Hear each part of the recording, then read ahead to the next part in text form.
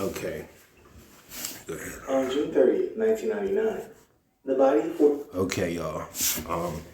We're going to go ahead and hop into it. I got my alkaline water right here. I didn't eat it yet, but I got the OG perk. You know what I'm saying? Y'all make sure y'all go ahead and subscribe to the channel. Subscribe to Rottweiler Kelly. Hold on, let me try to fix this camera angle.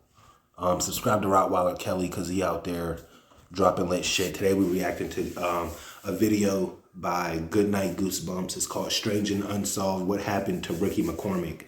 So I don't know if he was a killer and then he just vanished. I don't know if he was just a victim and he vanished. We're going to figure out what happened and we're going to figure out what exactly everybody talking about. So let's go ahead and hop into it. I just want to make sure this camera angle's right. Let me see. Okay. That should be good enough. Go ahead. All right. 41-year-old Ricky McCormick was found in a cornfield in West Alton, Missouri. Damn. In McCormick's front pocket were 2 pages of hand-printed notes containing a complex cipher that the FBI, the American Cryptogram Association, and countless amateur codebreakers have, to this day, failed to crack. Right. McCormick was a high school dropout who, according to a family member, didn't write in code. Okay. He couldn't spell anything. Damn. He just scribbled. Damn. McCormick's body had been decomposing in the field for several days prior to its discovery. Right. Authorities had to use fingerprints to make a positive ID. Okay. The rate of decomposition made it difficult for medical examiners to determine cause of death, even after an autopsy and a toxicology report. But after considering the suspicious nature of where his body had been found, as the area had been used to dump murder victims before, investigators classified the death a homicide. The 2 notes police found inside McCormick's pocket consisted of 30 lines of seemingly random letters and numbers. Right. Some of the code contained parentheses. Other parts of it were circled. McCormick was an ex-con who was semi-employed at a gas station and alternated between staying with family and living on the streets. He also suffered from heart and lung ailments and had been collecting disability at the time of his death. Shit is sad, bro. McCormick's body was found about 15 miles from his residence, even though he did not own a car and public transportation didn't service the area where he was found. Right. McCormick also sporadically traveled by bus to Florida, where a former girlfriend says he acted as a courier for drug runners, shuttling marijuana back to Missouri. Okay. There are conflicting reports about McCormick's mental condition. According to a Riverfront Times article, his public defender believed that he might suffer from some mental disease or defect. Right. She had him tested by a local psychologist, who found McCormick mentally competent to stand trial. Though he was never diagnosed with any mental disorders, McCormick was considered to be more street smart, with an active imagination, yet he also possessed a naive, childlike attitude toward the world. I said street fire. Shit fire. That's what I meant. McCormick's girlfriend stated that after he returned from the drug smuggling job in Florida, it's about to get he 8. seemed shaken and anxious. Just that little right there. He went to several hospitals for treatment of chest pains and asthma in the days leading up to his death. Some investigators believe that he wasn't actually looking for medical attention, but believed his life was in jeopardy and was seeking a safe place to stay. By 2011, the FBI's cryptanalysis and racketeering records unit had exhausted its resources trying to crack the cipher. Breaking the code could reveal the victim's whereabouts before his death and could lead to the solution of a homicide, the FBI said in a statement issued in 2011. Some people, including some members of Ricky's family, believe the notes to be the nonsensical script of a mentally disabled person. Other family members claim that Ricky had been writing in code since he was a boy. Damn. Experts, including the FBI, assert that the notes are authentic. Small details in the handwriting, like circles around portions of the code, indicate that it was personal in nature, possibly a to-do list. Right. According to the FBI, the greatest challenge in this case is that McCormick likely intended the notes only to be read by himself. Other famous ciphers, like the Zodiac Killer, wanted their codes to be eventually cracked. Right. There is, of course, the possibility that McCormick didn't write the code. Experts have not been able to conclusively prove that the notes are in his handwriting.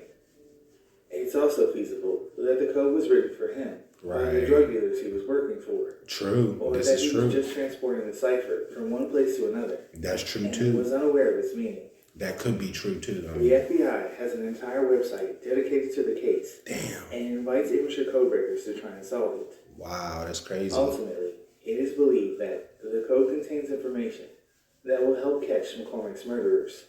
At least they got the case still open. Is it closed? I think it's still open. So the case is still open. If y'all have any information, whatever y'all see right there, y'all go ahead and tune into them, man. But this was Good Night Goosebumps. I really don't have much to say about the situation. I just feel like it's a sad situation. I wish him and his family the best. I hope that he's okay, even if, clearly it seems like he's not. But I hope his spirit is resting. You know what I'm saying? I hope his family is okay and they're doing all right, man.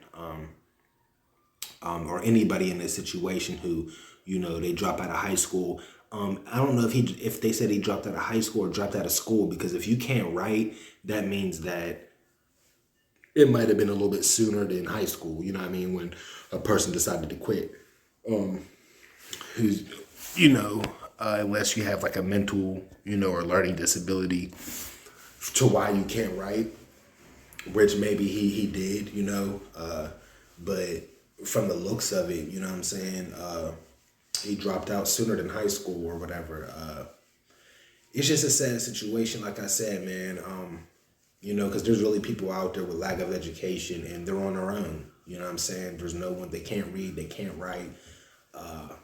And, they have no talent. They can't do what Floyd Mayweather did and start boxing. You know what I mean? They don't have shit like that.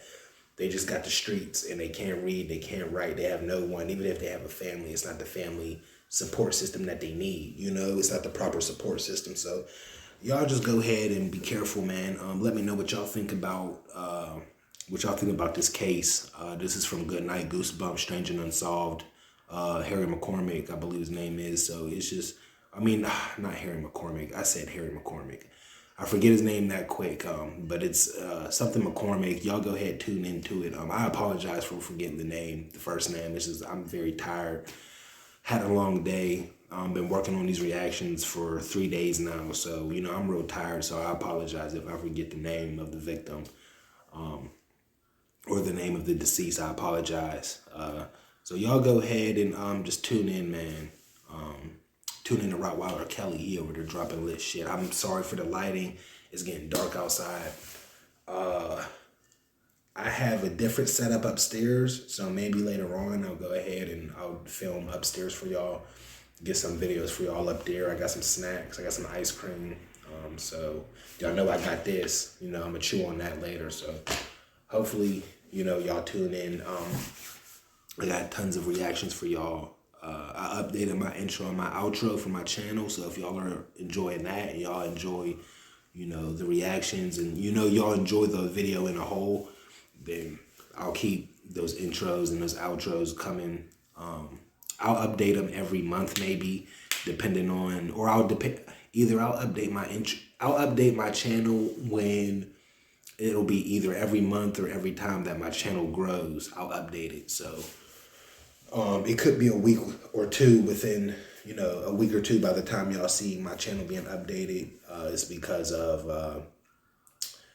my channel's growing real fast. So, yeah, man, enough talking. Y'all subscribe to the channel. Y'all tune in. We out here working Cap Ass Theater. I'm out.